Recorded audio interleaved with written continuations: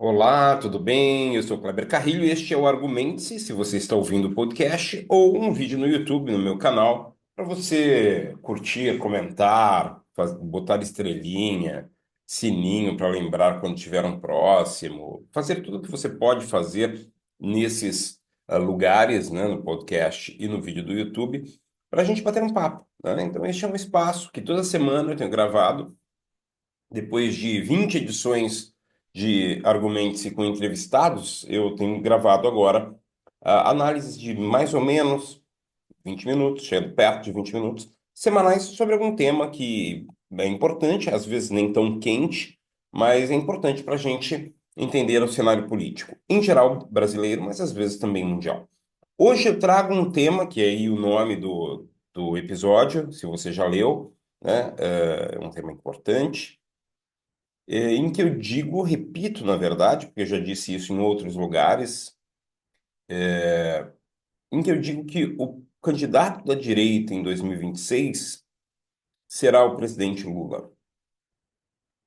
E eu estou dizendo isso para chamar atenção, é óbvio, mas mais do que para chamar atenção, para mostrar como é que ele faz, como é que ele sempre fez e como é que ele tem feito para manter essa classe política ou essas lideranças políticas que são consideradas conservadoras, e são mesmo, no Brasil, como é que ele consegue manter essas pessoas próximas? E isso não é novidade, como eu disse, porque ele fez, nos dois mandatos que ele teve, garantiu a eleição de Dilma Rousseff, mas Dilma não soube fazer, né? Ou não quis fazer. Não é que não soube, ela não quis, falta claro lá no que aconteceu principalmente no segundo mandato de Dilma. Primeiro ela manteve alguma coisa, mas no segundo mandato ela quis romper para não se parecer com os conservadores. E é interessante porque a gente busca as referências, inclusive acadêmicas, de gente muito próxima ao presidente Lula, o professor André Singer, por exemplo, grande professor de ciência política, que foi também porta-voz, ele é jornalista também, né? Ele foi porta-voz do governo Lula, primeiro governo Lula, né? E ele tem um trabalho acadêmico muito importante sobre populismo lá na época do Collor, né? Eh, então, já desde a década de 90, final dos 80, e ele trabalhou essa questão, esse acordo do lulismo, do que ele chama de lulismo, né? Não só ele, mas muita gente chama de lulismo, com os conservadores. Então, isso é um aspecto importante como história do Brasil, não apenas uma questão específica eleitoral. E quando a gente nota o que está acontecendo nesses dias, nesses últimos dias, isso fica mais claro ainda que essa aproximação do presidente Lula com a direita, que está no que a gente chama de centrão, né? Embora o centrão dê uma sensação de centro, não é, né? Centrão é muito conservador, né? É, essa aproximação ela está se tornando ainda mais profunda. Por quê? E aí tem uma outra questão que é a necessidade. Afinal, para que o governo Lula tenha entregue algum resultado, ele precisa destas lideranças. E como a esquerda não apresenta lideranças para as eleições, né, principalmente essa questão dos influencers, e a gente já discutiu aqui, né, como a esquerda não apresenta, então o presidente Lula tem que trabalhar com essas pessoas. Por isso, por isso o que tem acontecido não é algo fora do script, pelo menos aquilo que a gente que sabe do pragmatismo do presidente Lula vê que ele está fazendo. E há um componente, e eu quero me dedicar um pouco a isso, há um componente importante aí. A semana passada saiu uma pesquisa da Paraná Pesquisas. A Paraná, algumas pessoas vão falar, nossa, o Murilo é muito amigo do Bolsonaro, quer saber muito mais de... Aí que está o detalhe, né? O Murilo, que é o dono da Paraná Pesquisas, ele é muito próximo do ex-presidente Bolsonaro, com certeza, mas ele também é próximo da presidente do PT, Gleisi Hoffmann, né? Isso não quer dizer que, então, que ele está falando que Bolsonaro está na frente nas pesquisas porque ele quer, né? É provável, né, e aí claro que eu não posso garantir 100%, mas é provável que o resultado da Parana Pesquisas tenha sentido. que Bolsonaro está na frente na corrida eleitoral, né, se as eleições fossem hoje, se as pessoas estivessem realmente estimuladas, esse bando de coisas. E por que isso? Porque o governo Lula ainda não entregou. E aí está o ponto principal. Quem defende o governo Lula, ele fala, está entregando muito, o desemprego está caindo, blá, blá, blá, blá, blá, blá. Mas tem uma questão importante, que é a percepção de melhoria de vida. Isso ficou claro no governo Fernando Henrique, por exemplo, o primeiro governo, a melhoria de vida ficou muito clara. As pessoas o reelegeram no primeiro turno. No governo Lula, da mesma forma, a melhoria de vida foi muito maior do que qualquer escândalo de, né, mensalão, petrolão, naquele momento era mensalão, né? É, Isso foi pouco importante, né? Inclusive, o presidente Lula, na segunda eleição, ganha no segundo turno, mas ganha com mais votos, melhor dizendo, o Alckmin, hoje vice dele, perde para ele com menos votos no segundo do que no primeiro turno, que é uma coisa curiosíssima, né? Uma perda de votos entre primeiro e segundo turno. Por quê? Porque havia uma sensação de melhoria de vida. Isso não aconteceu até agora. Então, não adianta ter números e ficar à esquerda, ou defensores do governo Lula, melhor dizendo, ficar debatendo entre si, olha como melhorou, nossa, a taxa de desemprego. Até porque a taxa de desemprego no Brasil é uma coisa meio complicada, né? Porque é aquele que não se sente, e aí a gente está falando uma coisa importante, aquele que não se sente desempregado. Isso pode ser a pessoa que está vendendo alguma coisa no semáforo. Isso não quer dizer que a pessoa tem proteção social, que tem melhoria de vida, que tem, né? Então, vamos pensar nisso, tá? Então, a pesquisa diz, Lula está atrás. É uma notícia ruim para o presidente Lula? Claro que nunca é bom, né? Mas, ao mesmo tempo, é algo que dá para ele a oportunidade de fazer aquilo que ele quer fazer, mas não tinha ainda os argumentos necessários. Com a nova composição da mesa da Câmara e do Senado, a partir de fevereiro, a necessidade de uma reforma ministerial é iminente. Rodrigo Pacheco, Arthur, todo mundo vai querer um pedaço maior do governo. E Lula, mostrando que está atrás nas pesquisas, pode tirar poder daqueles primeiros aliados dele, os que estão mais à esquerda. E isso é muito interessante porque Bolsonaro não soube fazer, que é, em vez de ir para Bolsonaro, em vez de ir para a direita, ele deveria ter ido ao centro, e ele não fez isso, né, por pressões e tal. Lula sabe fazer isso, então ele vai deixar esse pessoal da esquerda com menos cargos, com menos poder, até porque não tem quem votar, né? Em quem a esquerda vai votar? No cara do PCO? Né? Não, não tem. Então, e ele vai caminhar do centro para essa centro-direita com muito mais empolgação. E aí dar cargos mesmo para a União Brasil, para PSD, para MDB, para republicanos. Ok, está todo mundo no governo? Está. Só que, neste momento, essas pessoas, ou esses partidos, ainda estão num pé lá, outro cá, né, fazendo uma oposição razoável. Não é isso que vai acontecer. Então, vai ter espaço no governo para muita gente, provavelmente vai ter muita emenda nessa história, justamente para conseguir passar alguns temas, né? A questão econômica principalmente. As questões morais, e isso é um perigo para as agendas mais progressistas, as questões morais provavelmente vão ficar escanteadas por este governo.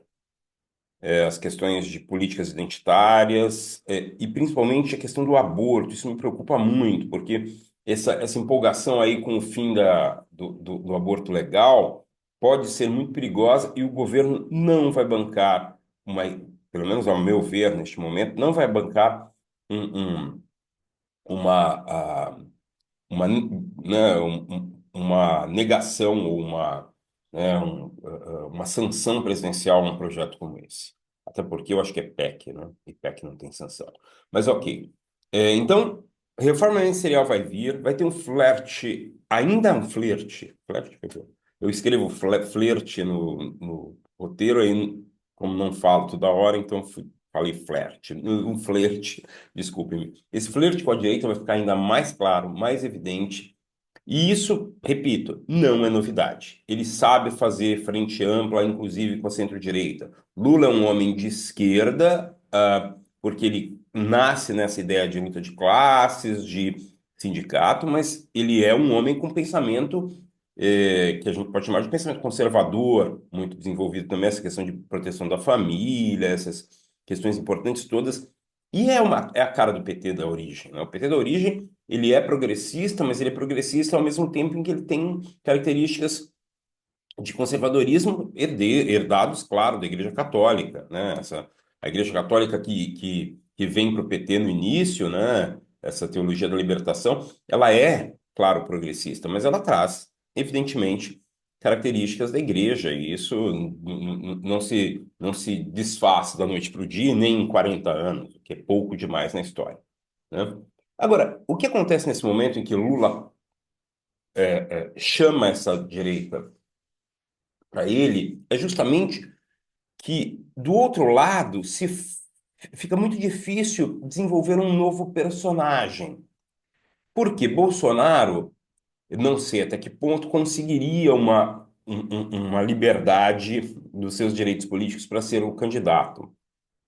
Mesmo assim, a briga dele para ser candidato vai ser tão grande que provavelmente, se Lula entregar resultados econômicos importantes, o Bolsonaro talvez não consiga ganhar, né? Talvez. E aí é o talvez. Agora, se ele não for candidato, aí sim, muito provavelmente não haverá um candidato à altura de Lula. Por quê? Vamos pensar que Tarcísio é um nome? É, mas ele prefere com certeza ficar em São Paulo e garantir uma reeleição, provavelmente primeiro turno. Zema não é personagem nacional. Caiado, embora tente desde a década de 80, não tem força nacional. Então, este é o grande problema. A direita não tem, a não ser que apareça um novo personagem, alguém para juntar esse povo todo, né? Agora, vamos voltar a Lula, que é o tema. Se Lula for caminhar mesmo para essa centro-direita de forma muito mais evidente, ele corre risco de perder a base tradicional? Talvez corra o risco de levar as pessoas para a rua, mas dificilmente vai perder voto na base tradicional. É, ele vai ter que, e aí que está o ponto fundamental, fazer essa transição, essa conversa política, de forma muito individual, sabe? É, porque ele não tem quem o represente neste momento tão bem. E isso eu não sei se um homem com quase 80 anos tem essa capacidade de fazer esse trabalho tão pesado nesses próximos um ano e meio. Um ano e 10 meses, né, até a eleição de 2026. É um trabalho muito importante, mas muito cansativo. Claro que ele tem também algumas pessoas próximas que acabam causando problemas, como a própria primeira-dama. Então tem que tirar um pouco a primeira-dama de cena, não sei se ele vai ser capaz disso, mas é essencial que ele faça esse papel. Como eu disse antes, economia é um ponto-chave. Então, se o projeto do Haddad, e aí ele fez muito bem agora de jogar tudo de uma vez para pagar todas as contas e depois ir buscando os louros, né? Os louros possíveis, porque não vão ser todos, né? Então ele faz isso neste momento para chegar a 2026 com uma economia rodando bem e com essa percepção de melhoria, né? Isso é fundamental. Estabilizando a política e estabilizando a economia com resultados importantes, e essa dupla dificultaria, então, a direita lançar um candidato que fizesse sentido. Principalmente porque a direita vai estar muito preocupada com os estados, né? Ou com a manutenção dos estados. E provavelmente o Lula vai entregar para o centrão, para centro-direita, quase tudo, né? Então já não tem cidades, provavelmente vai perder alguns estados também, e para ele, ok, né? Se a gente pensa no presidente Lula como uma liderança pragmática, ele não vê problema nisso. Portanto, acostumem-se com essa ideia, tá? Acostumem-se com a ideia de que Lula vai estar pouco ligado ao PT neste momento. Ele já está se desvencilhando e vai se desvencilhar ainda mais. Se houver, portanto, um segundo mandato de Lula, e se ele concluir esse mandato aos 80 e poucos, é provável que no final disso pouca coisa sobre do PT.